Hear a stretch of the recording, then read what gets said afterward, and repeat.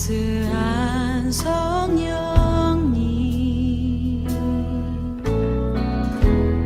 마음으로 보내 내 몸을 감싸며 주어지는 평안함 만족함을 느끼네.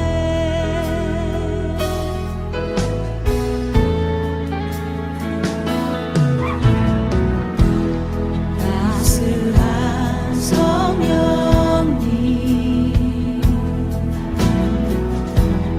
마음으로 보내 내 몸을 감싸며 주어지는 평안함 만족함을 느끼네.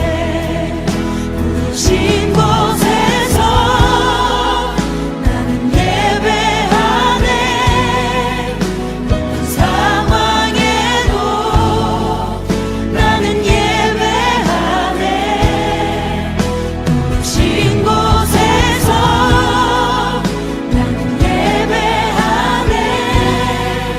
어떤 상황에도 나는 예배하네.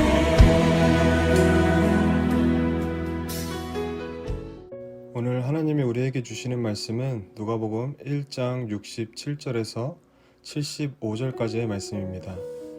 우리 함께 읽도록 하겠습니다.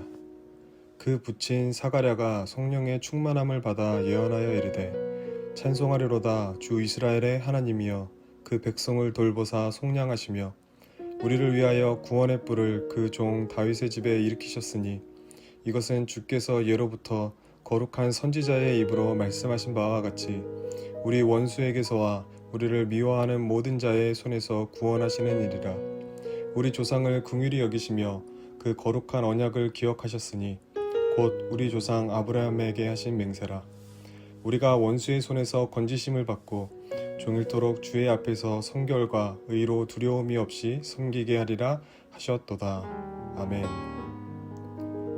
여러분, 아맞다라는 찬양을 아십니까? 찬양의 가사는 이렇습니다. 하나님이 날 참 사랑하시네. 하나님이 날 참 사랑하시네. 세월에 묻혀 또 현실에 갇혀 잊고 살다가도 그냥 살다가도 어느 날 문득 생각해보면 하나님이 날 참 사랑하시네. 어찌 보면 굉장히 당연하게 느껴지고 단순한 가사이지만 그 가사의 내용을 다시 한번 묵상해보면 굉장한 마음의 울림이 전해옵니다. 너무나 당연하게 여겨졌던 하나님의 사랑을 잊고 살아가던 우리들에게 다시금 하나님의 사랑은 여전히 변함이 없다는 사실을 깨닫게 하는 것 같습니다. 특히나 코로나19로 인해 너무나 변해버린 일상을 분주하게 살아가며 어쩌면 하나님이 날 사랑하신다는 사실을 잊은 채 그냥 살아왔던 우리를 향해 의미 있는 메시지를 던져주는 가사인 것 같습니다. 오늘 본문 말씀은 하나님의 구속의 은혜를 찬양하는 사가랴의 찬양입니다. 당시 이스라엘 민족들은 로마의 압제로 인해 굉장한 절망과 탄식의 시간을 보내고 있었습니다. 시간이 흘러도 소망은 보이지 않고 자신들을 구원할 구세주도 등장하지 않았습니다. 하나님의 약속에 대한 믿음도 희미해져 가고 점차 암흑과도 같은 시간을 정처 없이 흘려보내고 있었던 것입니다. 어찌 보면 이스라엘 백성들의 인생에서 하나님의 사랑이 가장 희미하게 보여질 때요, 하나님의 사랑을 의심하며 살아갔을 시기였을 겁니다. 그런데 바로 그때 하나님은 사가랴를 통해 이스라엘 백성들을 사랑하시고 돌보시는 구속자, 구원자가 계시다는 사실을 그의 입술을 통해 선포하게 하십니다. 단순히 로마로부터의 해방이 아닌 우리를 모든 죄와 사망의 체력으로부터 구원하실 더 위대하고 놀라운 하나님의 경륜을 우리에게 알려주십니다. 오늘 사가랴의 찬양 속에 깃든 하나님의 사랑을 발견하며 우리의 삶에도 역사하시는 하나님의 사랑과 구원의 은혜를 누릴 수 있기를 주님의 이름으로 축복합니다. 하나님은 자기 백성을 그냥 내버려 두지 않으십니다. 가끔은 우리의 삶에서 일어날 수 없는 일들을 만나 고통 가운데 놓일 때가 있습니다. 그럴 땐 정말 하나님이 나를 사랑하는지, 하나님이 나를 돌보시는지, 하나님이 정말 살아계시는지 의심스러울 때가 있죠. 그러나 오늘 사가랴를 통해 우리에게 주시는 놀라운 교훈은 하나님은 우리를 돌보사 속량하시는 분이시라는 사실과 하나님은 예로부터 거룩한 선지자의 입으로 말씀하신 것을 이루시는 분이라는 사실입니다. 우리 다 함께 68절에서 71절까지의 말씀을 다시 한번 읽어보도록 하겠습니다. 찬송하리로다 주 이스라엘의 하나님이여 그 백성을 돌보사 속량하시며 우리를 위하여 구원의 뿔을 그 종 다윗의 집에 일으키셨으니 이것은 주께서 예로부터 거룩한 선지자의 입으로 말씀하신 바와 같이 우리 원수에게서와 우리를 미워하는 모든 자의 손에서 구원하시는 일이라. 아멘. 68절에서 주의해서 우리가 보아야 할 단어가 있는데 돌보사라는 단어입니다. 이 돌보사라는 단어의 본래 의미는 자세히 보다, 방문하다 라는 뜻을 가지고 있는데 도움을 주기 위해 자세히 살펴보다 라는 의미와 직접 찾아오다 라는 의미가 함께 포함되어 있습니다. 이 단어는 창세기에서 하나님이 자녀를 갖지 못해 고통받던 아브라함과 사라 부부를 찾아오셔서 이삭을 주신 말씀과 룻기서에서 사사시대 흉년이 들어 사람들이 많이 떠나버린 황량한 가나안 땅에 하나님이 찾아오사 양식을 주셨다는 말씀에서 쓰였습니다.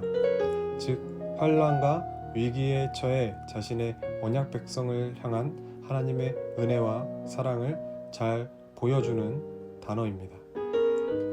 또한 오늘 우리를 위하여 구원의 뿔을 다윗의 집에 일으키셨습니다. 뿔은 힘과 능력을 상징합니다.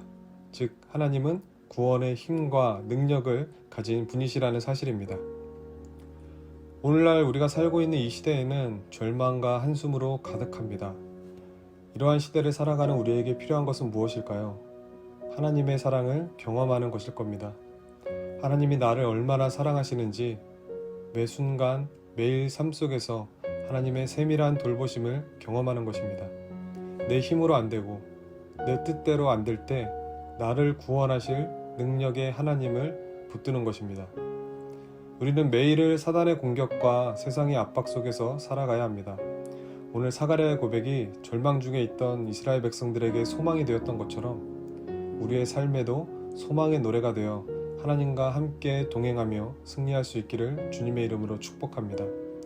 무엇보다도 사가랴의 고백이 오늘 우리의 고백이 되기를, 우리의 삶 속에서 하나님을 향한 찬양이 터져나오기를 주님의 이름으로 축복합니다. 우리 함께 기도하겠습니다. 하나님 아버지, 저희를 잊지 아니하시고 언제나 돌봐주시니 감사합니다.